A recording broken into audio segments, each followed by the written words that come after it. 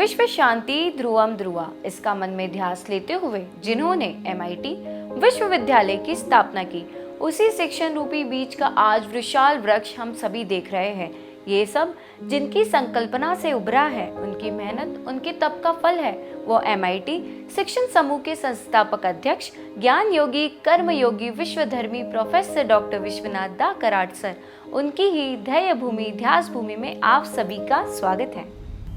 विश्व शांति संवादमाला में सभी दर्शकों का हार्दिक स्वागत। श्रीमद् भगवद गीता का 7वां अध्याय ज्ञान विज्ञान योग, इस पर हम वार्तालाप कर रहे हैं। देखिए, जब पहली बार मैंने भगवद गीता पढ़ी तब इस अध्याय का शीर्षक पढ़ने के बाद मुझे बहुत आश्चर्य लगा। और आश्चर्य की बात यह रही कि अक्सर जो धर्म ग्रंथ हैं, उन धर्म ग्रंथों की तरफ जो ज्ञानी लोग हैं, उनका देखने का रवैया आजकल अंधश्रद्धा के तौर पे देखा गया है।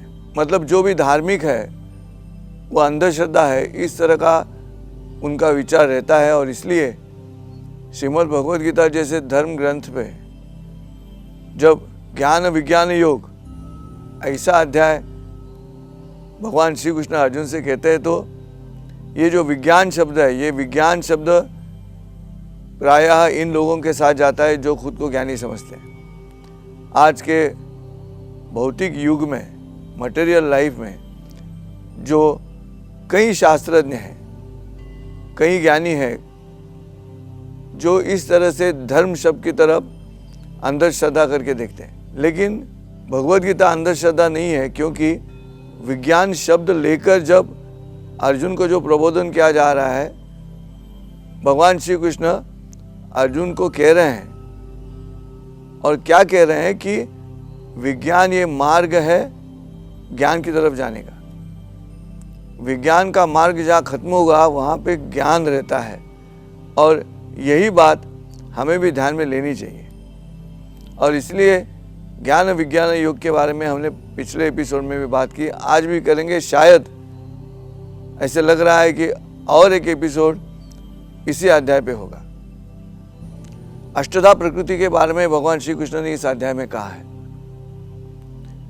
भगवान श्री कृष्ण कहते हैं कि मेरी अष्टधा प्रकृति है, और वो 8 अंग कौन से है उसके बारे में हमने पिछले एपिसोड में बात की।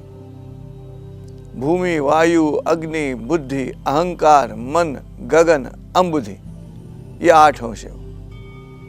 लेकिन इसी अध्याय में जब भगवान श्री कृष्ण आगे प्रबोधन कर रहे हैं, तो सिर्फ भूमि ये शब्द लेकर मैं भूमि में हूँ या भूमि मुझसे निर्मित है,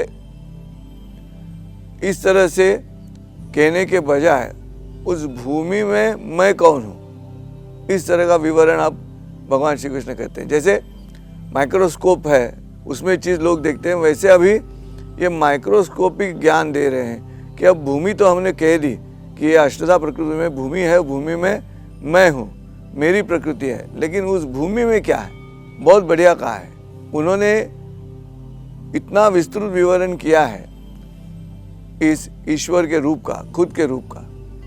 और उन्होंने कहा है कि पुण्य गंध है वो जो मिट्टी में है, भूमि में है, वो मैं हूँ। पानी की जो तरलता है वो मैं हूँ। देखिए, अम्बुधि ये शब्द उन्होंने अष्टधा प्रकृति में कहा है, मतलब समुद्र की बात की है, पानी की बात की है। लेकिन उसकी जो तरलता है पानी की, वो मैं हूँ। जो भूमि है उसमें गंध मैं हूँ। रवि और चंद्र आकाश में है। अभी देखिए, चांद और सूरज का जो तेज है वो तेज मैं हूँ। अब चंद्र का जो तेज है वो सूरज से आया है, लेकिन सूरज का जो तेज है वो मैं हूँ, और इसलिए चांद का तेज भी मैं ही हूँ। अब इतनी बारीकी से भगवान श्री कृष्ण अर्जुन को ये समझा रहे हैं कि विज्ञान क्या है।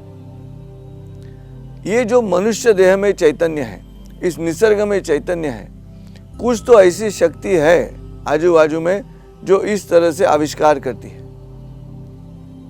फूल जब खिलते हैं तो उनके रंग, उनके जिस तरह से हर एक फूल का गंध अलग अलग रहेगा, तो ये कहाँ से आता है? वो जो मूल स्रोत है वो भगवान है। और इसलिए ये जो अष्टधा प्रकृति है, इसके बारे में जब भगवान श्री कृष्ण कहते हैं कि ये मैं धारण करता हूँ, लेकिन इससे भी और एक प्रकृति है, जिस प्रकृति के बारे में शायद मैं अगले एपिसोड में आपके साथ बात करूँगा। लेकिन आज हम बात करते हैं कि ये जो चीज़ें हैं कि भूमि में गंध मैं हूँ, पानी में तरलता मैं हूँ, रवि और चंद्र का तेज मैं हूँ, इसका मतलब चैतन्य जो है वो चैतन्य मैं हूँ। तरलता है इसलिए पानी बहता है, भूमि में गंध है इसलिए मिट्टी अलग अलग हम महसूस कर सकते हैं। पहली बारिश होने के बाद मिट्टी से जो गंध आती है वो लेकर ऐसे लगता है कि क्या बात है। ऐसा गंध मनुष्य नहीं तैयार कर सकता। तरलता जो है पानी की वो मनुष्य नहीं तैयार कर सकता। रवि और चंद्र का जो तेज है वो मनुष्य नहीं तैयार कर सकता। ये मनुष्य निर्मित नहीं है। और इसलिए जब भगवान श्री कृष्ण ये कहते कि उस मैं हूँ, तो हमें उस पर विश्वास रखना होगा, श्रद्धा पूर्ण विश्वास रखना होगा। ऐसे नहीं है कि भगवान श्री कृष्ण कह रहे हैं इसलिए मानना होगा, ये सत्य है। वो जो सत्यता है वो हम महसूस करते हैं। सत्व रज तम ये त्रिगुणों के बारे में बात की है, इसी अध्याय में बात की है। हमें ऐसा लगता है कि ये सत्व रज तम ये त्रिगुण जो है वो हर एक मनुष्य के पास तो है ही, लेकिन ये भगवान के पास भी होंगे। भगवान श्री कृष्ण के पास भी ये सत्व रज तम ये तीनों गुण रहेंगे। अर्जुन के मन में अब ऐसी आशंका निर्माण होने लगी है कि जो भगवान कह रहे हैं कि हाँ मैं हूँ, तो वो खुद से तुलना करता है, मतलब मनुष्य से तुलना करता है। अब मनुष्य से तुलना करते ऐसे सोचने लगा है कि ये तो हमारे पास भी होगा जो भगवान के पास है। अगर मेरे पास है तो वो भगवान के पास भी होगा, क्योंकि भगवान तो वैसे ही दिखाई दे रहा है जैसे मैं हूँ। और इसलिए अर्जुन का ये जो संभ्रम है वो दूर करने के लिए भगवान श्री कृष्ण ने आगे ये कहा है कि ये सत्व रज तम त्रिगुण जो है वो मुझ में नहीं है, वो मुझसे निकलते हैं। इसका मतलब उसका जो उगम है त्रिगुणों का वो भी भगवान श्री कृष्ण ही है।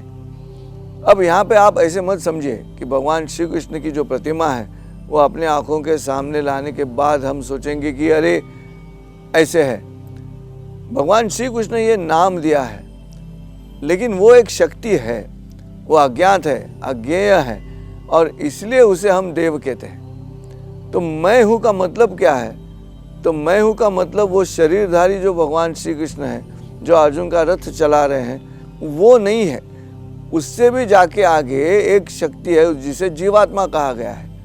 तो ये अष्टधा प्रकृति जो है वो प्रकृति चलाने वाला और एक आत्मा है और उसे जीवात्मा कहा गया है। और ये जीवात्मा सार्वत्रिक है, वो सब जगह पे है, मनुष्यों में है, प्राणियों में है, पर्वतों में है, पेड़ों में है।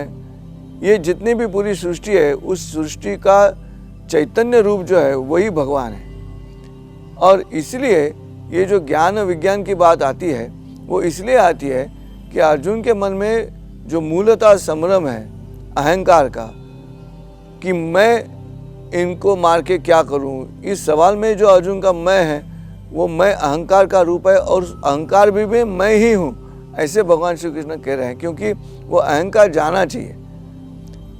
अर्जुन जब कहता है मेरा अहंकार, तो ये मेरा अहंकार, ये मेरा शब्द जाने के लिए भगवान श्री कृष्ण ये कह रहे हैं कि वो भी मैं ही हूँ। इसलिए अष्टधा प्रकृति का वर्णन करने के बाद अगर हम शास्त्र तौर पे इस विषय की तरफ देखते हैं तो ये ज्ञान विज्ञान योग जो शीर्षक दिया है वो सही है, और यही शीर्षक चाहिए था इस अध्याय में। क्योंकि मनुष्य के मन में जो भी भाव पैदा होते हैं वो अलग अलग कारण है उसके पीछे, और वो कारण उसमें तैयार किए गए संभ्रम दूर करने के लिए हमें शास्त्र का आधार भी चाहिए। तो केवल ज्ञान देते वक्त विज्ञान का आधार होगा तभी मनुष्य कहेगा कि हाँ ये मैं समझ सकता हूँ, ये मुझे मंजूर है।